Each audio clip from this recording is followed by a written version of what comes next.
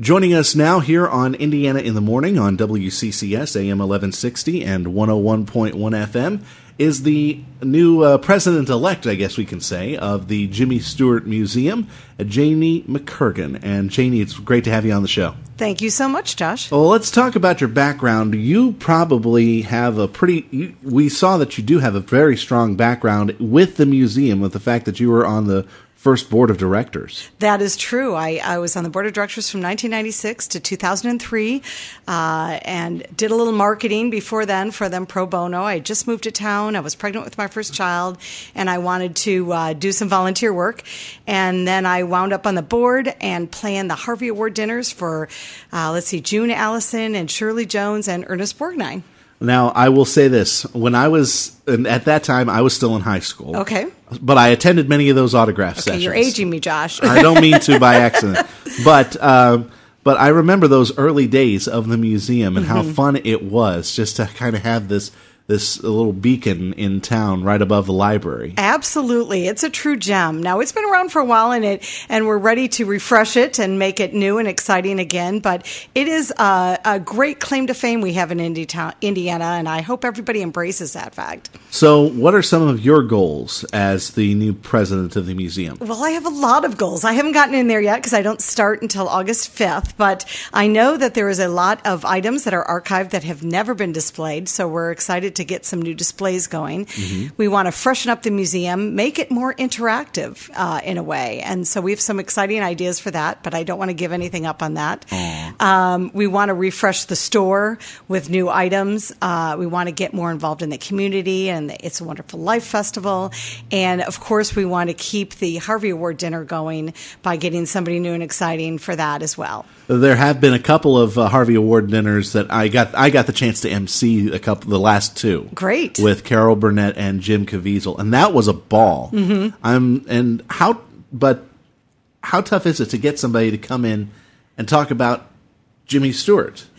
Well, the problem is the people that worked with him are leaving us, and that's kind of sad. And so we need to get people that not only have worked with him, if we can get them, but also people that admire him, or that people that are kind of his type of actor, and every man's kind of guy. So we need to kind of search out there. I know there's some names that the museum has that are potentials, so I'm excited to get a look at that list and try and proceed with some of them. Having been a museum volunteer, I've heard a couple of names floating around. I'm not going to say any, of course, but it would be great to see that return on a regular basis. I would like to do that as well. Because it was also the museum's most popular yearly fundraiser. It is. It raised the most money for us, but it also got us in the national news, which is always a big thing. So. Of course, also you started the George Bailey dinners as well. I did. I was the one who actually got to do a speech and give the first George Bailey Award to Nick Clooney. And he was an amazing guy. I mean, he still is. And he was a great friend of the museum's. I know his health isn't great right now, but we certainly love having him a part of us and affiliated with the museum. Well, of course, Tony Renda was also a George Bailey Award winner. He was. Tony Renda, who is the president of Renda Broadcasting, our parent company. And that was because of a story, if I remember this back in the day, a story that kind of got started and just kind of generated a lot of attention for the museum, looking at it, trying to get people to help out. Right. And we're trying to get that again. We want more volunteers. We want people to support the museum. I mean, there's a lot of local people, surprisingly enough, who have never set foot in the doors. And it's really quite a gem. And so we want the public here in Indiana to support it, but we also want to get more people to town, because that means it helps the vibrancy of Indiana. People shop here, they'll eat here, they'll stay in hotels here.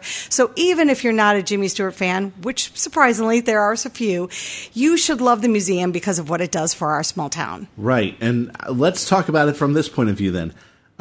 When you were on the board of directors, probably one of the goals was to get people and get eyeballs in the museum, get fake people in there. So now that it's been over 20 years since, what's going to be the difficulty now?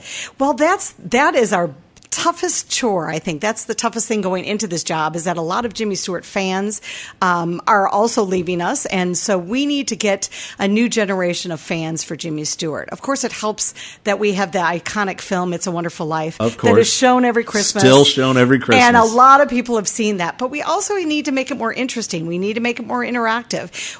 I would really love to do some exchange of exhibits with other museums so that they get a little bit of Jimmy Stewart and we get a little bit of other celebrities. So maybe that will bring people in the doors. I think I know what you're talking about. So, say for example, instead of seeing in the temporary exhibit area a lot of stuff that was about Jimmy, maybe about Andy Griffith. Absolutely.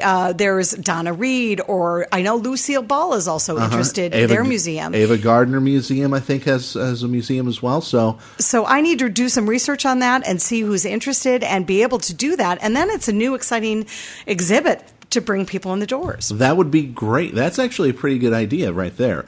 Talk about your interest. When did you really start becoming a Jimmy Stewart fan? Was it when you started volunteering? No, actually, I was a Jimmy Stewart fan when I was younger. My dad and I used to love watching old movies, and we used to always watch It's a Wonderful Life at Christmas time. But one of my favorite films, and still is Philadelphia Story. Ah, wow. I loved the interaction between Cary Grant and Jimmy and Katharine Hepburn. And then I took a film class in college, and we studied iconic films, and one of those was Mr. Smith Goes to Washington, which I love as well. So I was a fan before I got here. I will say again, this is showing who I am. I got whenever the museum was opening up, that's when my eyes were open to not only the number of films that Jimmy did, but the diversity of films. I mean, Absolutely. he did everything from the comedies, as we mentioned with the Philadelphia Story, to the dramas like Wonderful Life, to suspense films, to westerns, to just about everything. He did do a lot, and Hitchcock. It was a real diverse career. Now, talk about the fact that you have all of this. You said it. You have a lot of memorabilia. Probably has not seen the light of day. That's now, true. Are we going to see that maybe cycling in, maybe like a movie poster that has not been displayed yet, or put out, and then having another one kind of rest for a bit? Yes, we have a lot, from what I hear, that have archived in the back. I haven't seen it yet, so I'm excited to get in there and dig around and see what we have. But it's exciting to know that there are new things that have never been seen, and hopefully people will be interested in coming to see those. One thing that I have regretted not having the chance to see was the Oscar. Is there any chance that Oscar, even just for 1 week? Well, trust me, it's on my bucket list. Okay. I know the kids, there's 2 Oscars. There's an honorary Oscar as well. Yeah. And 2 of his children have it, and they treasure that. They don't have a lot of his memorabilia because a lot of it is here, but they treasure that. But with next year being the 25th anniversary of the museum, I'm going to use that anniversary to see if I can get it for a short period of time. So I can't promise anything, but I'd sure like to see that happen. You do have pretty big shoes to fill. Your I do. predecessor did a great job in promoting the museum and promoting the ideals of Jimmy Stewart Absolutely. as well. Have you taken a tour of the museum since you? I have, and so there's a lot of new things that I haven't seen in a while.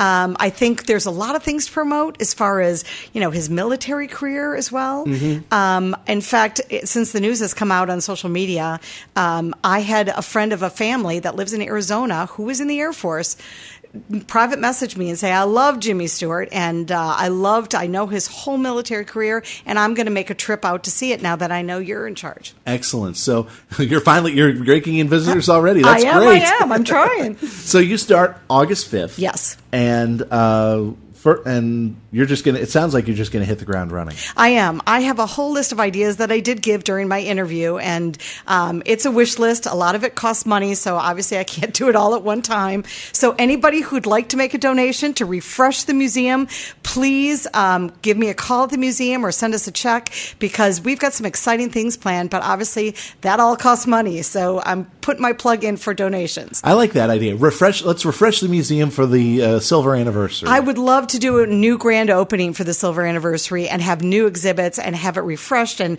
repainted. And so there's a lot of stuff we can do. So hopefully people will be willing to donate to that. And I was there for that grand opening day, and I remember, and I talked about this with Judy after one of the ceremonies that I get to MC. I said when I was introducing her, I remember her riding up in the bucket truck with the fire department, cutting the ribbon that was stretched around the third floor. Absolutely. And it was like, wow, I can't believe you remember that.